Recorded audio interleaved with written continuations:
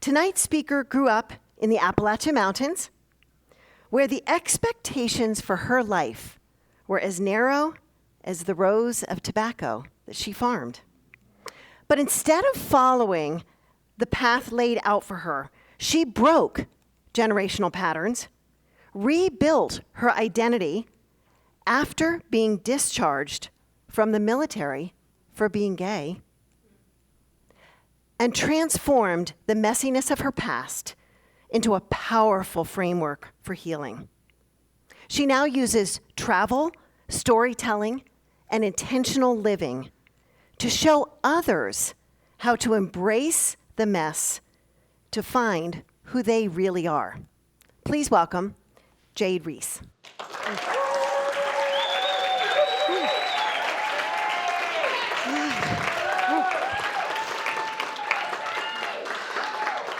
There you are. I can still hear the pop, the cracking of pole beans as I sit on the porch with my Granny Reese, rocking way back in the hollers of Madison County. We usually sat in silence, but occasionally she would say something. She would comment on the weather or the neighbors or the garden where we had picked the beans. I remember to this day, I was 5 years old, and she turned and she looked at me and she said, "What happens in this house stays in this house." And I could feel the fear all the way into my bones. We think it's the big life events that shape us, but often it's these quiet, unassuming moments when the family rules are handed from one generation to the next, creating a path of silence. 50 years later, I'm looking in the mirror. I see the haunted eyes of a 52-year-old with low self-worth, multiple failed relationships. I was drinking way too much, and I was broke. The legacy of the Reese family is addiction and poverty, and I was following this path step by step. And I was definitely following Granny Reese's order. I stay silent and never, ever ask for help. And in that silence lived guilt and shame, my lifelong wrestling partners. They were the monsters under the bed, unseen and terrifying, the killers of my hopes and dreams. As I stand here tonight speaking to you, I wonder, would Granny Reese be proud of me? I don't know. But what I do know is the silence was killing me, and I had to break it and replace her voice with mine and be that person who speaks the unspoken. 5 years ago, I quit drinking, and it felt like a betrayal of my people, but what I realized is if I didn't, it was actually a betrayal of me and those who follow.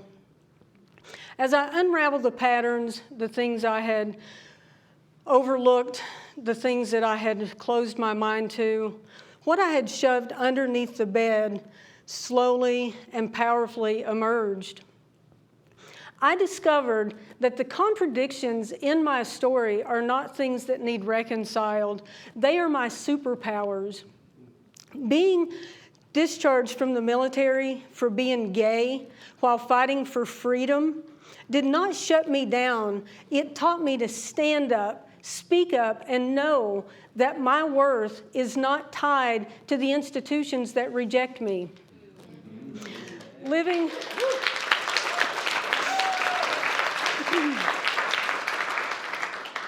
Being bounced between homes did not provide stability, but it taught me to find a home within myself, and that's how I know I can survive anything. Living under a blanket of secrets did not promote honesty, but it taught me to dig deep, seek, and know my truth.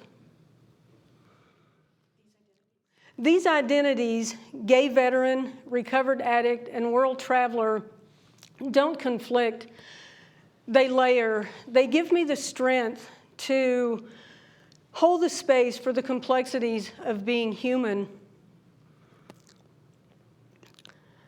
My talk is not theory. It is a lived truth.